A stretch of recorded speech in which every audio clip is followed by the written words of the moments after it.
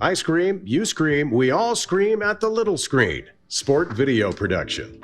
From the adrenaline-fueled arenas of eSports to the storied stadiums of traditional sports, discover the unique challenges, innovative techniques, and cutting-edge technologies shaping the production landscape. Gain firsthand knowledge of the strategies, workflows, and creative processes driving the evolution of sports video production in the digital age. This panel is hosted by Matt Loveless, a scholarly assistant professor of communication at the Murrow College, teaching junior and senior level broadcast journalism courses. In addition to teaching, Matt works with Northwest Public Broadcasting, covering local elections, producing and hosting television programs with candidates in primary and general elections in Eastern Washington. At WSU, Matt also works as a public address announcer for Cougar Athletics, covering full seasons with WSU soccer and women's basketball, and as a backup voice of the Cougs for football, men's basketball, and baseball. Prior to his position here, Matt had 15 years of experience working in local television as a news reporter, anchor, and sports director.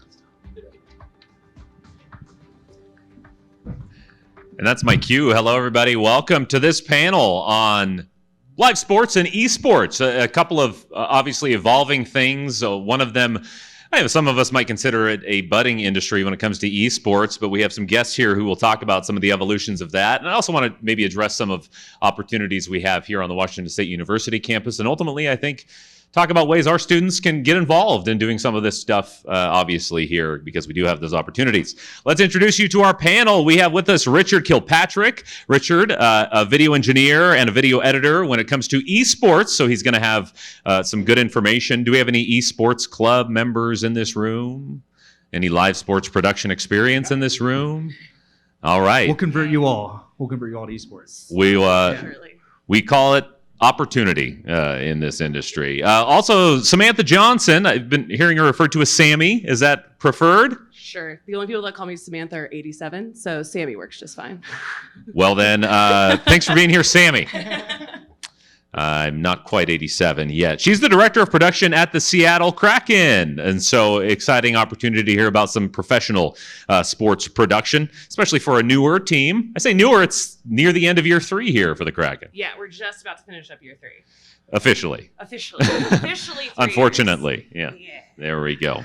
All right, and then our other guest here is Tom Holmberg. He's the SWX executive producer. That's at KHQ-TV, and already hinting at some changes coming your way as well. So we'll be excited to hear about some of what your purview is. And I guess we'll just sort of go down the list. I'll let you introduce yourselves and sort of what you do and what brought you here today. Cool. Richard Kilpatrick. I'm a Libra, long walks on the beach, medium rare steaks. I'm class of 2011. And it was a winding road getting to esports. I moved to LA for a little bit. I had a guy stiff me for like 2 months of work. I had to move back with my parents in 2012. And that's when I got a job at Microsoft Production Studios with John Schoonover. And he is a Coug who gave me a shot. And so it's my job to pay it forward to give future Cougs a shot, and keep that cycle of Cougs getting each other shots. And so he let me into Microsoft Production Studios. And I did the Xbox One launch. I'm trying to keep it esports related. And then then did a couple more launches, did Forza New Horizon, Gears of War 3. Then got a job at Amazon in 2017 whenever they purchased Twitch and helped with the branding of Amazon Game Studios and Twitch Prime. Did Madden and God, I had notes, but I'm trying to freeball it. I'll look at my notes. What did I do the last 13 years?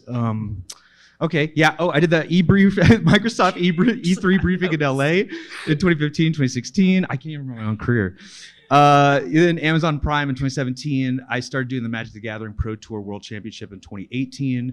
And this last year I did the Dota International Tournament at Climate Pledge Arena. Turn it back to you. Yeah, 2023. Yeah. Great segue to CPA and all that is Climate Pledge Arena. I'm Sammy Johnson. I am class of 2010, also former president and general manager of Cable 8. If you're not involved in Cable 8, absolutely go get involved. It is absolutely what led me to my career now. So if you're not there, absolutely where you need to be. I got involved in sports with Scott Vick. I don't know if he's still around. Oh, Lord. Okay. He had a sign-up sheet that said, do you want to get paid to watch football games from the sideline? And I said, yes.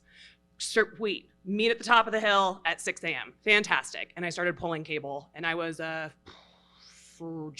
sophomore, redshirt senior. I was a sophomore here, and I fell in love with it. And I loved being on the sidelines. I always knew I wanted to do something in sports, and that led me to a career at Root Sports, where I was there for 2.5 years as an associate producer, immediately following school. Then I moved to LA, and I worked at Time Warner with the Lakers.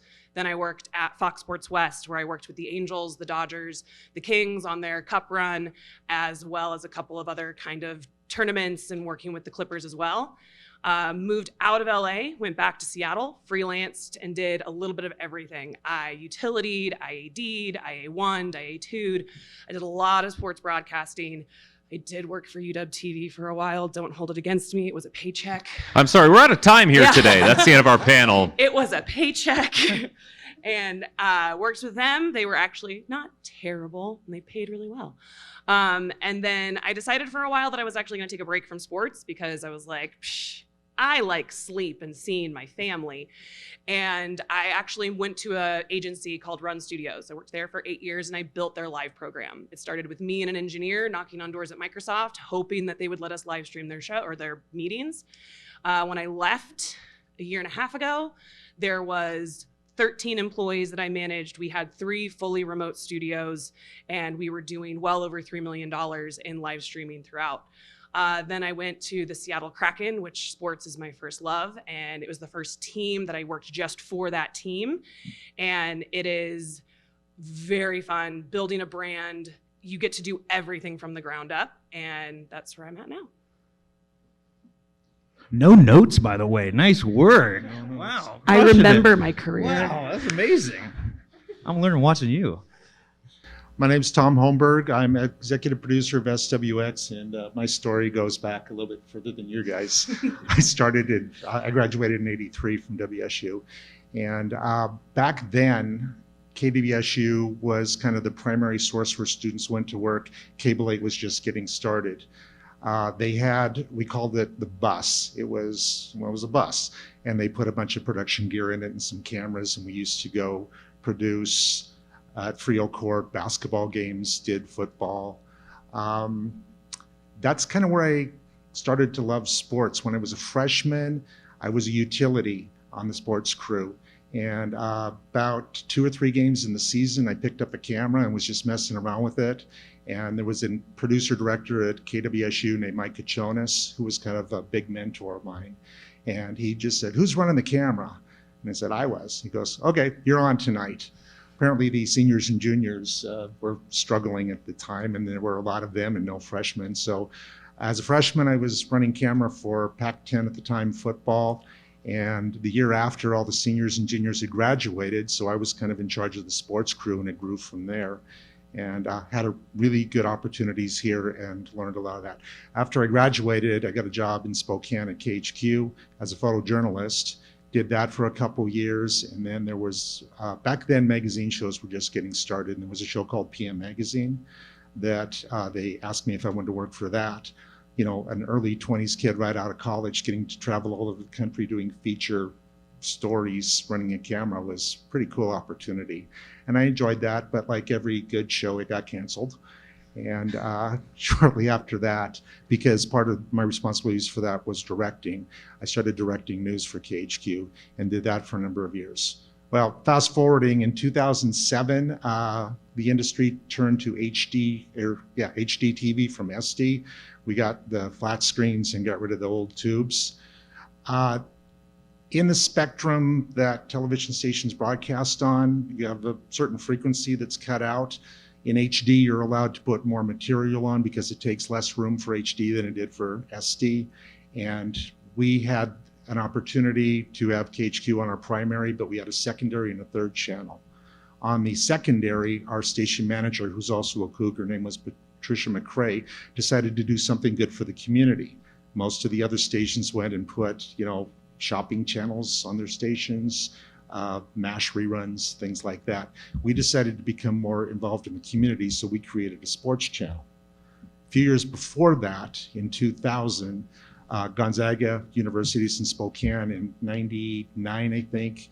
They went to the NCAA for one of the very first times and went to the Elite Eight. The program kind of took off after that, and I think they've been there 25 or 26 straight years. But we decided to take a chance and start producing their games too for the local market. That went pretty well in the beginning, and Root Sports, at the time it was Fox Sports Northwest, jumped on board, and we actually produced the games, and they aired on Fox Sports Northwest and eventually Root, and we partnered with them. So we were doing high-level shows, traveling with the team around the country, and in 2007, we started SWX, so we tried to do local programming, do a lot of basketball, high school football, volleyball. We picked up Big Sky football. We've grown. We built one trailer at that time. We now have 4 trailers, and I think we're in 17 different markets around the Pacific Northwest. And it's been a fun experience learning how to build trailers, learning how to teach and train future producers and directors, managing all of that. And along with that, I kept directing Gonzaga basketball because that was my favorite part of it, getting to travel with a team that's doing really well. Anyway, it's kind of a short what I've done. Well, let's. I'm actually going to go back down the row in the opposite direction because, Tom, I just want to launch off your point in some of the changes that have happened since 2007. Which, by the way, if you haven't seen video from like the 2007 World Series, you think it might as well be from 1981. It's wild how far video went in that 1 year. Obviously, a lot of things changed, and we'll probably hit on some topics, including how the pandemic affected things like workflow, and certainly in local newsrooms, it affected how often we actually had to be in the building and things like that. So maybe how has COVID-19 changed some of your workflow there? COVID-19 was a huge change in what happened. Obviously, they shut everything down, but sports still continued on a small scale. The teams were isolated, they got to play, and I think our television audiences went up because, we were the only place you could get live sports. They created this thing called Remy Productions. What they did was they produced and directed the shows from an off-site location, TV stations.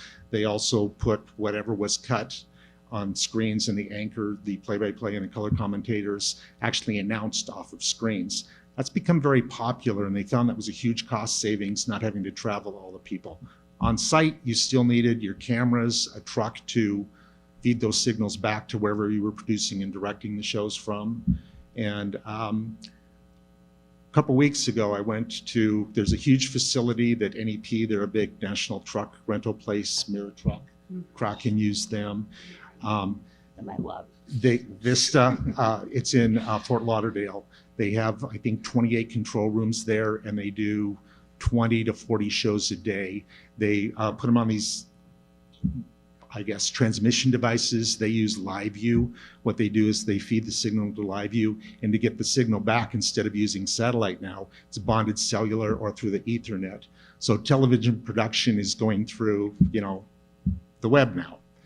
And it's a huge cost savings because you don't have to bring a satellite truck out, and a LiveView transmission encoder is, I don't know, about that big. They're very small, very portable. And that's kind of how the industry is going now. A lot through the Ethernet, a lot through Remy's, where you only need the camera guys and a couple audio guys on site. During COVID, that worked out pretty well. They all got, checked to make sure they weren't positive before they were allowed into the venues, but there were only a small amount of people in there. It was strange doing shows with no fans. They, at Gonzaga, put out these cardboard cutouts and made interesting cutaways of students. But it's changed a lot, and that's kind of what the future's going to. Now, I can get into how people are consuming news and consuming sports now.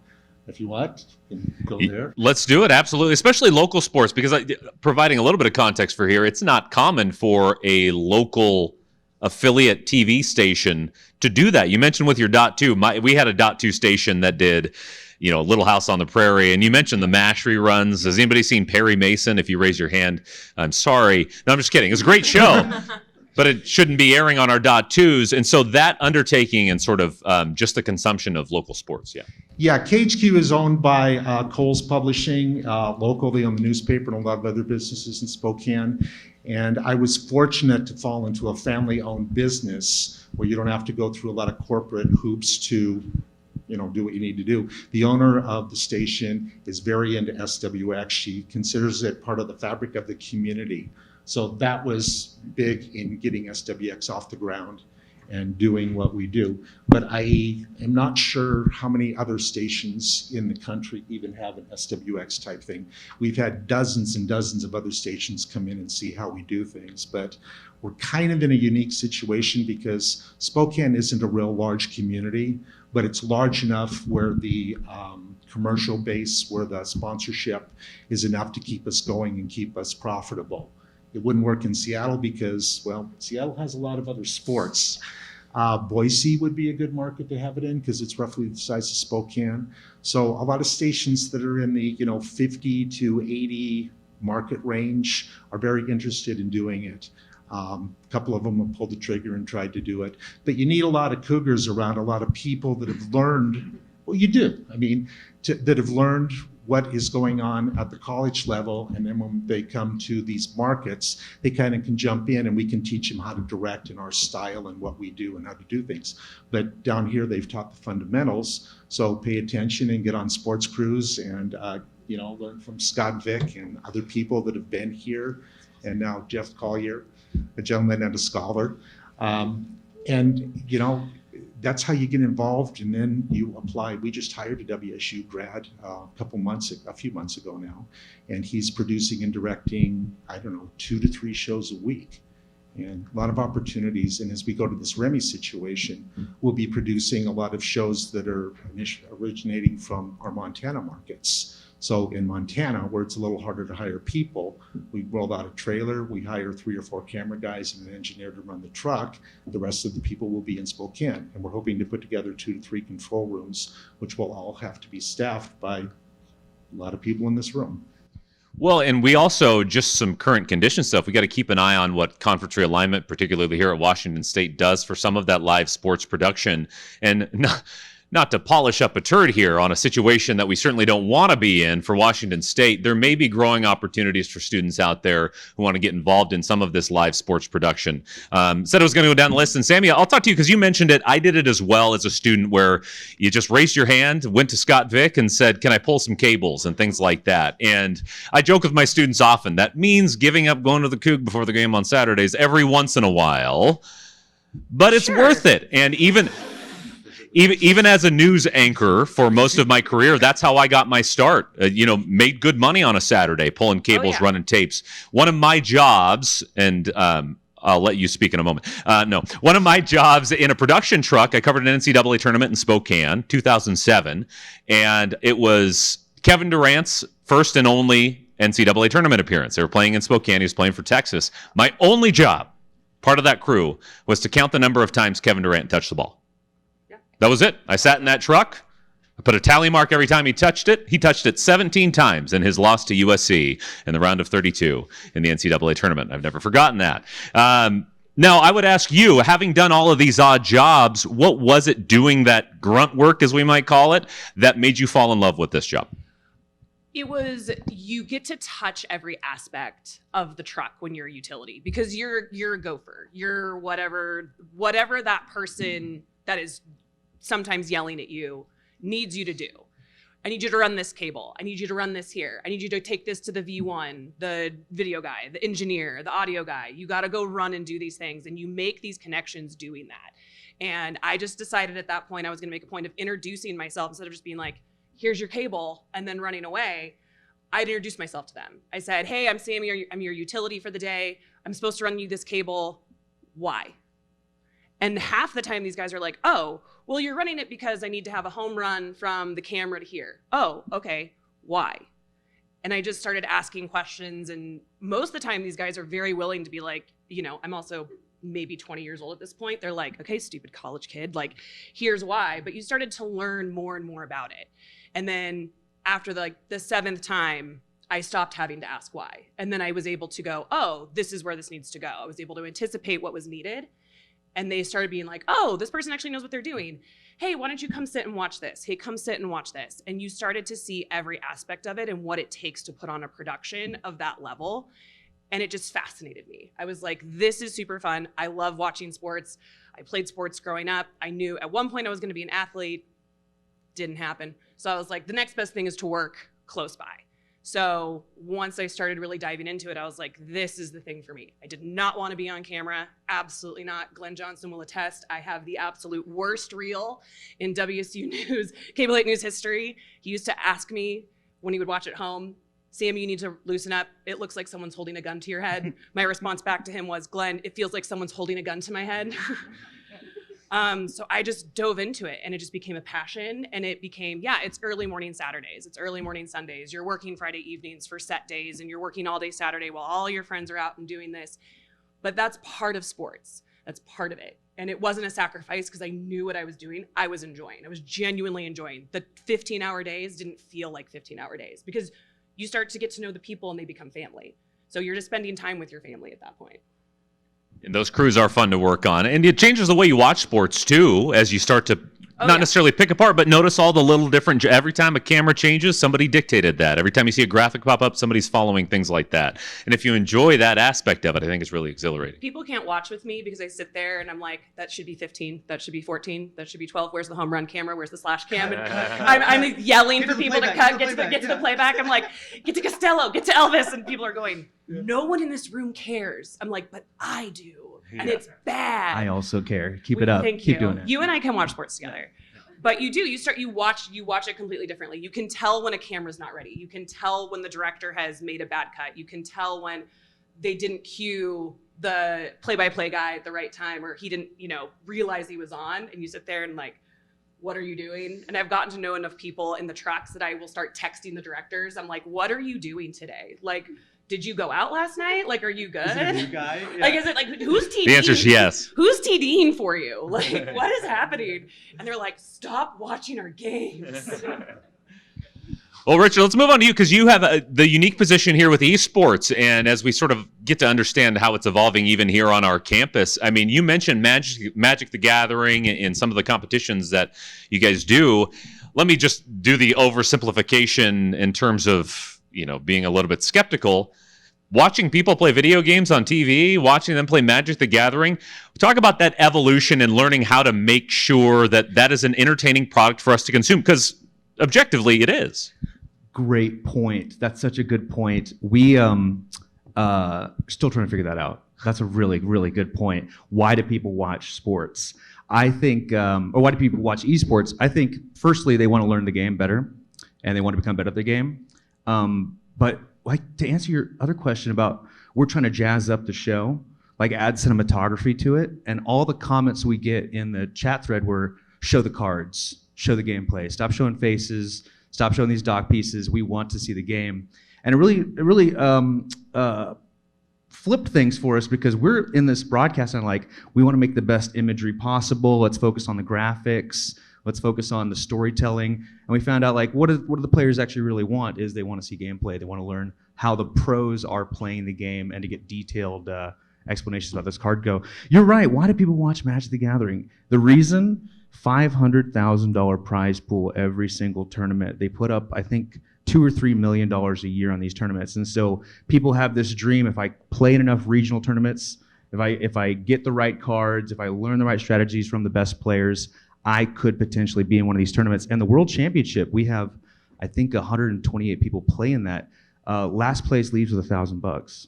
And so there are incentives to play these games. And even like there's small regional Call of Duty tournaments and Halo tournaments where you can make real cash if you are good at it. And COVID actually springboarded it in a huge way because everyone was at home looking for something to do. And this is a great way to make some money is just grind this video game. You got nothing better to do. Pick up some Halo, pick up some Call of Duty, grind at it. You can win a tournament and you're made. You're buying a house for your kids and your parents. We're champagne dreams over here. I'm like bending over to talk on this microphone here. But the other question you asked about COVID and how that changed things was nothing's ever guaranteed. Was a lesson we learned during COVID. We could no longer set up cameras in front of players. We had to then coach players how to set up their own cameras and set up their own microphones, and they messed it up every single time. And we had to figure out a way to deal with bad footage, deal with bad talent. Nothing's ever guaranteed, I think is the the lesson, in the nutshell lesson we learned from COVID. And for all of you, just stay light on your feet. Don't get complacent in one piece of technology or one lane. If you think you're going to be a video editor for life, make sure you have something else in the back pocket, like producing or cinematography or something like that. So that put a bow on it, right? Yeah, absolutely. Like okay, yeah. Yeah, and we'll. By the way, we will make some time for questions. I want to make sure that you get some. And just looking at the clock, maybe that gives me time for one more question. But let's get practical with it. In terms of jobs out there, how many people graduating in May? I guess it's a month from today. So, oh, there we go. You could feel the sweat. So it's coming up, and a lot of people here may be looking for jobs in the industry. I guess ultimately the advice that would be nice to pass on from each of your purview is, what jobs are out there for the recently graduated Murrow Cougs? What do you need, and what should they know how to do if they're interested?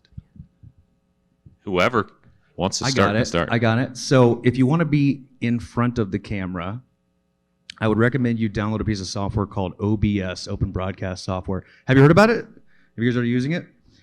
Yeah. Awesome. Okay, perfect. It's free. It works on both Mac and PC. It's a very robust piece of broadcast software. It allows you to record your own webcam and the screen of your computer as well. You can also grab YouTube footage. If you want to do eSports specifically, I would grab old gameplay footage from pick a game you like and set up OBS so that you're in the small screen, the gameplay footage is a big screen, and you're just repetition practicing how to be on camera, and exciting too, with these games. And then if you want to be behind the camera, I recommend you download a piece of software called DaVinci Resolve. Free. It works on both Mac and PC. What I'm doing here is Look at that. and this is, I'll wake up like this, This is what happens when you rate. Yeah, this is what happens when I actually left Seattle at 3 a.m. this morning to get here for this, and so I had these little notes here. I'm leaving tonight. I have stuff to do in Seattle tomorrow, but I was not going to miss this. This is a really exciting opportunity to meet with y'all, because I remember vividly being students, and it wasn't that long ago when Sam and I were talking about how when we were freshmen, this building wasn't here. This was just a big pile of dirt when we were freshmen. And they didn't open the doors in this place till we were juniors, and it's so cool to be back here. Like, it's the same but different. I remember it all so vividly. And I had notes, things I was gonna say. DaVinci Resolve. Let's get back to the point. Download DaVinci Resolve. It's free. It's on Mac and PC. I would just start taking gameplay footage and cutting it. You're gonna need to do a show reel. No one's gonna give you an opportunity to make a show reel. You have to do it yourself. And if you ever get a little bit of money to put into something, I would put it into stock footage websites. That way you can get copyright-free music and video, and you don't have to worry about copyright strikes on the show reels you make on YouTube.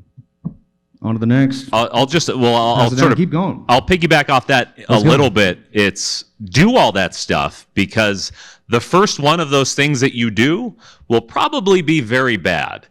And that's okay. But you got to start doing it. And so we do use OBS even in our news class, it's a simple way to be able to take the product we create in the studio and pump it out. And if you learn how to create those scenes, make things look a little bit better, make them sound a little bit better, add some music to it, right? Production value matters. I see what we want to see on Instagram and TikTok. I might be bad at it, but I see what people like on it, and I see what I like on it as well. So get started is the most important part. Right, Sam? I would say if you're interested in working for a team, so if you're interested in working for a specific team, the best way to do that, teamworks.com, is a great resource. That's going to have every team in every league. You're talking from major leagues to minor leagues, and they're looking for anyone and everyone. When you're looking to work for a team, you will probably have to start kind of lower. So I'll just use hockey as an example. AHL, we have our AHL affiliate down in Coachella Valley, which feeds directly into the Kraken, but they have all the same jobs that an NHL team does. Same with MLB, same with NFL. They have feeder teams, or they have smaller programs that you can get involved in. And those are the places where you're going to learn to do a lot. You're going to do a little bit of everything. Right now, I'm just the director of production, which is I do a lot, but I don't touch everything. If I was at the AHL affiliate, I would be touching everything. I would be out shooting, I would be editing, I would be doing all of that. Right now, I focus heavily on the creative and managing the team. So Teamworks is a great resource. Look for internships. reach out to fellow Cougs. I know I have a lot of LinkedIn messages from Cougs right now, and I promise I will get to them as soon as the season ends in approximately a week and a half. But those are great resources. We currently actually have 2 Cougs that I recently hired. Brock Brewer is one of our producers, if anyone knows who Brock Brewer is. And then Hannah Ziegler, she was a former intern that we turned into associate producer. So if anyone has been to a Kraken game in the last season and you've seen that countdown video, she created that. She's creating a ton of social stuff. So again, the internships are key, making sure you keep those connections, and then just reaching out, pick a sport, pick a team, be willing to move, I think is another big thing. Be willing to not be in a big city. Be willing to be in the small affiliates, the small teams, because those will feed into bigger and larger opportunities as you move forward. What she just said, be willing to move, be willing to start smaller. I'll talk about the broadcast side of it. KHQ co-own a lot of stations in Montana, Great Falls, Billings, Missoula. We have stations in all of those, and that's a great place to start. For any network, for any stations, I don't know if there's any single station owners left. Everything is multi-stations. Find out who the hiring person is, who the HR people are. Get a hold of them, and that kind of cuts, you don't have to go to each station individually. They can tell you where to look and when to look. And we're always looking for people in the smaller markets to run cameras, to be reporters, to anchor, to get on air.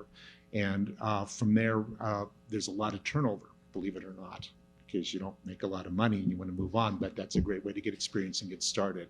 So you move to Spokane. And back to SWX, we use a lot of students on our productions. We've probably had 150 students go through our program over the years, and a lot of them are producing in Seattle now. We talked about the producer for the Kraken is there. A couple guys worked in Spokane for me that now direct the Mariners and the Sounders and lots of other things. So get a hold of someone, find out where the jobs are, and be willing to start in small markets, be there for a year, learn some skills, and then you have a tape that you can go and apply.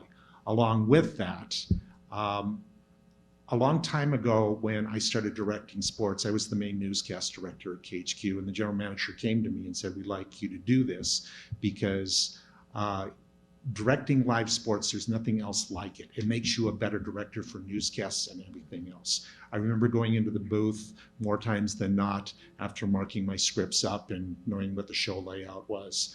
And they come in, we have breaking news, and I told my technical director at the time, throw your scripts away, we're gonna wing it. And she loved that. I mean, that was the best part of live TV sports. You don't get that feeling, you don't get to do that anywhere else. Sadly for me, newscasts now is all coding. They have everything input. One person, if they've done it correctly, hits a space bar and they move the newscasts along. All the video elements, the packages are all in a program that you go sequentially if they've programmed and encoded the shows correctly. Live sports isn't like that. You have no idea what's going to happen. So one of the things I tell my directors as they're doing shows, you're like the super viewer. What you see, thousands of people at home are seeing. It's like you're about to take another camera. Is that shot you're going to better than the one you're on? You don't want a broadcast to get in the way of a good game. That's our main goal. You don't want to overcut it.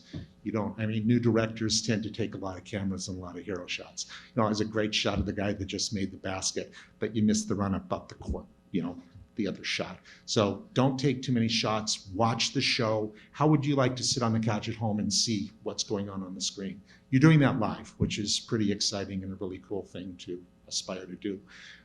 At KHQ, I take a lot of our photographers and a lot of our newscast directors and try and get them involved in the live shows because it really does make them better directors. That's great advice. And we do have to continue to watch how, especially local newscasts, continue to evolve. I do want to tell our production students, I don't think Marvin's midterm is going anywhere. So you're still going to have to take that. We want you to know how, and live production is for that. All right, we got about 15 minutes left. Gunnar, do you want to use you to pass around a microphone for me? That midterm haunts me. I still think about it.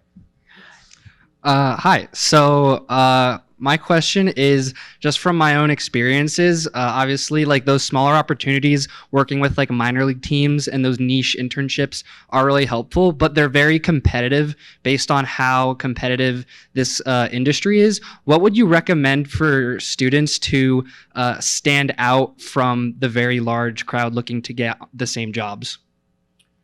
So for an example, the internship that Hannah ended up getting, we posted for 4 days. I had 500 applicants. So out of that 500, I whittled it down to 100. And I will be very honest. If you had WSU attached to your resume, it immediately made it through. Because I know what is being taught here. I know what is being, you guys are learning. So for me, that instantly became I'm not gonna have to do a whole lot to train this individual. If you had UW next to your name, no shade to UW, but it's all theory. I'm like, I'm gonna have to teach you how to hold a camera. I'm gonna have to teach you how to use Premiere. So that was one of the key factors. But then also, you're real. Your reel is huge. I don't have time to sit through and read 500 resumes, but I can sit and watch 30 seconds of a reel. So you gotta snag my attention in the first like 2 or 3 seconds. Because if I'm bored 4 seconds in, I'm not watching the rest of it. I got 500 of these things to churn through. Make sure you have an exciting reel. Put your best stuff up front. Don't do the slow hero shots. I don't want hero shots at the front. I want high action, high energy. Think about what you're scrolling through TikTok and Instagram, whatever. What's catching your attention? That's catching my attention because that's what I'm trying to build my brand on. I'm trying to build my brand on more eyes. So if you have a killer reel, the right school on your resume, but then also having experience, making sure that you have experience outside of just, well, I went to class and I did the things that I was supposed to do. I'm like, did you do extracurriculars? Were you involved in the sports program that you had at your school? Did you go out and try and seek additional information? Those are the key things that are really gonna go, okay, this person actually wants to be here. I had so many resumes that I looked at and I'm like, you just wanna be here because it's the Kraken. You have zero production experience. You have zero experience in this industry. You just wanna be here because it's a cool job, which is a very cool job. But if you don't love it, it will eat you alive. So those are probably the biggest things. Killer reel, making sure you're doing extracurriculars outside of what it is, and then just ensuring that this is, again, something that you're super passionate about. I would say it's a business for overachievers. So don't shy away from doing the work. Absolutely. To get that resume ready. Absolutely. I guess my question was also similar in the sense that I understand the highlight reel and the experience. I was wondering, like, what the likelihood for someone who has experience for years but nothing official kind of thing. Like, if you show you've been working with Premiere, you've been working with cameras for like 8 or 9 years, but you don't work at the Evergreen or you don't work with Cable 8 kind of thing. Like, how do you show that on a resume? You can show all of that in your reel. So it's like if you're working with cameras, it doesn't have to be with Cable 8. It should be with Cable 8. It doesn't have to be with Cable 8. It doesn't have to be with, Root Sports when they come here or anything like that. It could just be your footage. It could be you going out and shooting on your own. I know for a fact to get a media pass here for a basketball game or for a football game is quite easy. Ask for the media pass. Go down, shoot for yourself. Make it. It doesn't have to be official. Brock's his reel, I knew it was for, men's WSU sports. I didn't know that. It was a very good reel. I was like, this is fantastic. This is exactly what I'm looking for. It could have never gone anywhere beyond that reel, and I would have never known. By the way, how much are you using LinkedIn in the application process? Do you look at their LinkedIn's at all, or is it just resume, just show reel? That's an HR question. Okay, all right. Okay. They come to me in a handy little program called UKG. Oh, interesting. They package it all up for you? Oh, like yeah. their social media stuff for you? Yeah. Okay. Yeah, so everything gets packaged. So I have basically a sheet that has resume and then links next to it. Mm-hmm. And the first thing I do when I get that is I look at the name and I click the reel. I read your name before I name and then reel, and then maybe I'll read the rest of your resume. Inside trade secrets. So the reel Hi. really hooks you. Oh, Okay. sorry, my bad.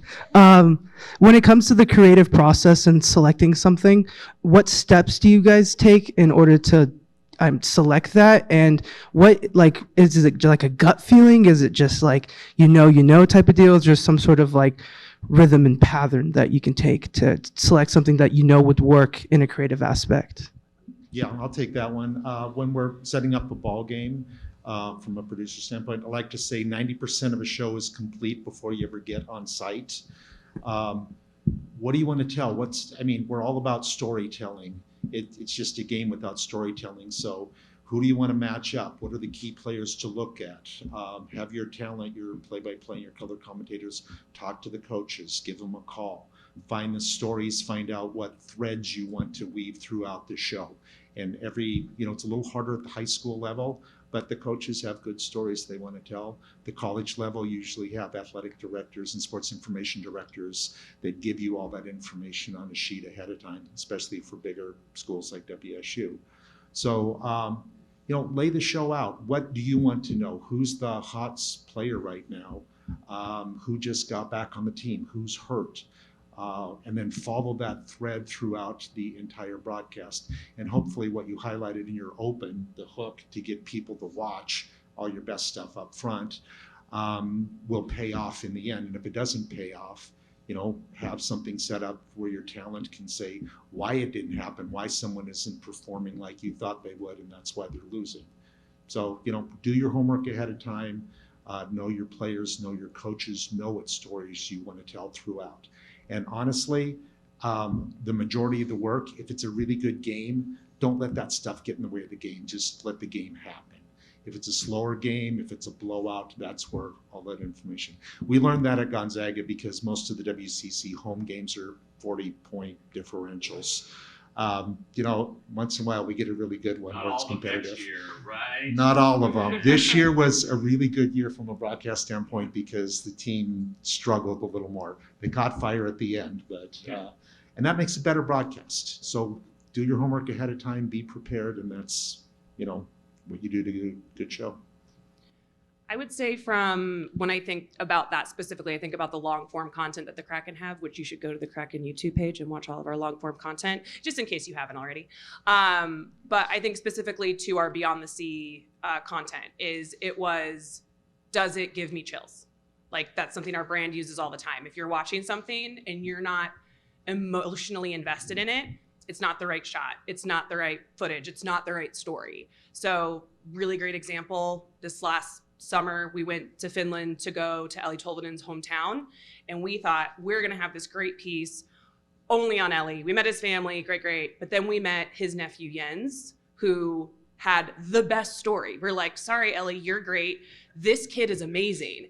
And so it became more about him being an uncle and a family guy. And, Jens was recovering from leukemia and had to relearn how to walk and was supposed to go visit him when he was on the Panther or the Predators and then got traded. And we're like, okay, so Jens is the story here. So we had to pivot completely in that piece of content because we watched the first one, we were like, this is a boring man in Finland, like, yay.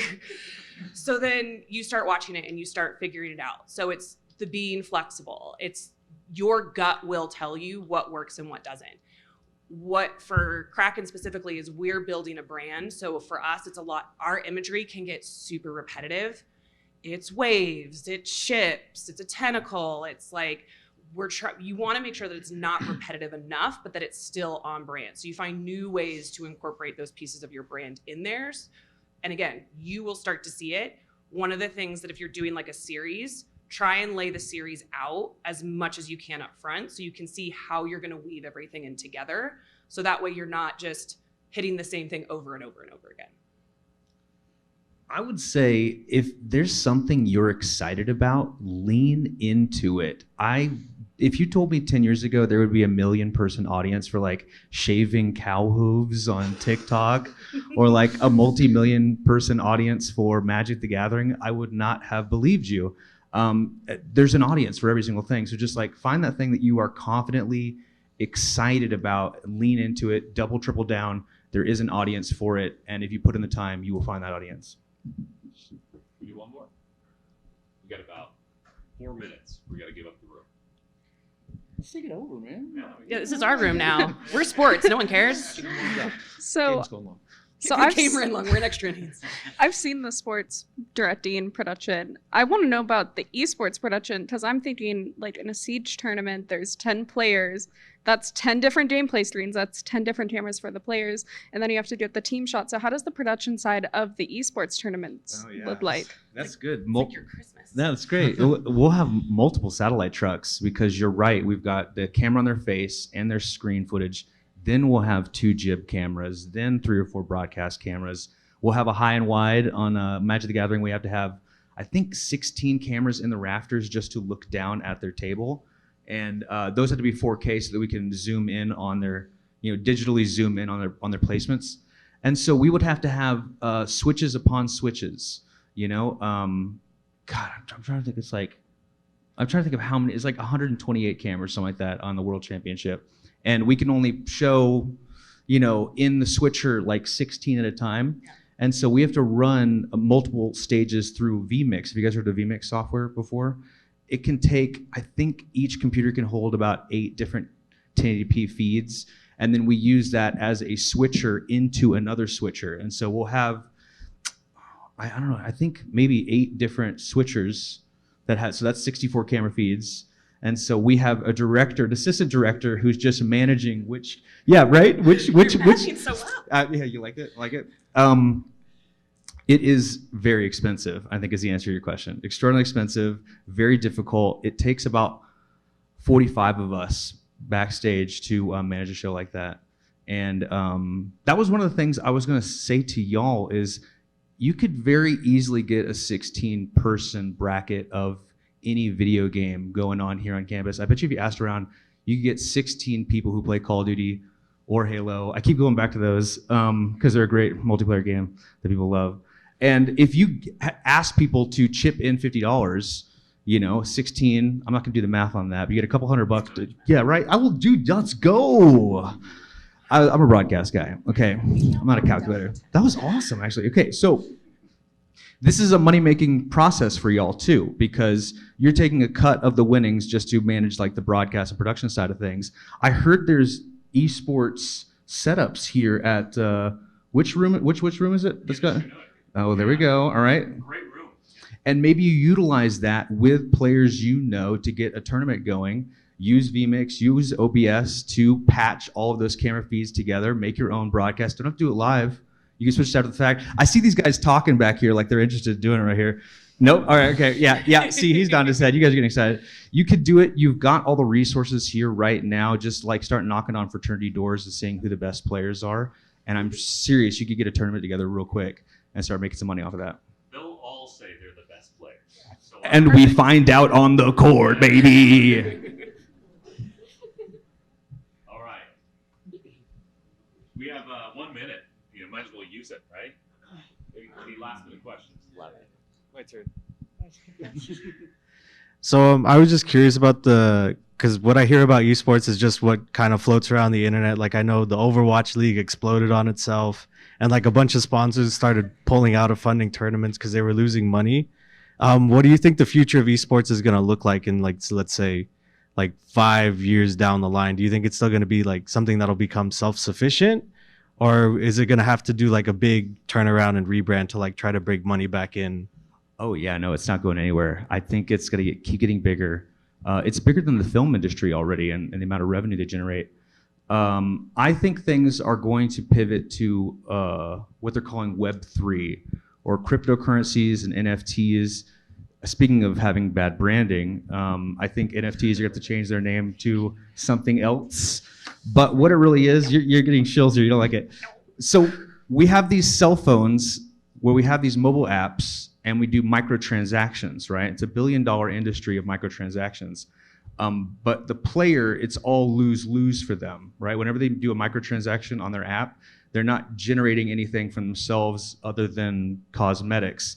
With the Web3 space, at least there's these Disney buck cryptocurrencies associated with it that ebb and flow. They have their own volatility associated to it. And so every now and then, every 4 years, the players think they're winning because their cryptocurrency has gone up. And then it goes down and they go, oh, it's on the low, I should keep buying it. And I see this trend just amplifying every single year. And I think that in 5 years, microtransactions on mobile phone apps will be some kind of digital currency of some kind. Note the date and time. I see it. Put money on it. I'm going to go back to run. We're not talking crypto. Okay, all right. We've got it logged into the record. All right, well, we got to seed the room here, but I want to thank Tom Holmberg, Sammy Johnson, and Richard Kilpatrick. Appreciate you being here. Go Cougs.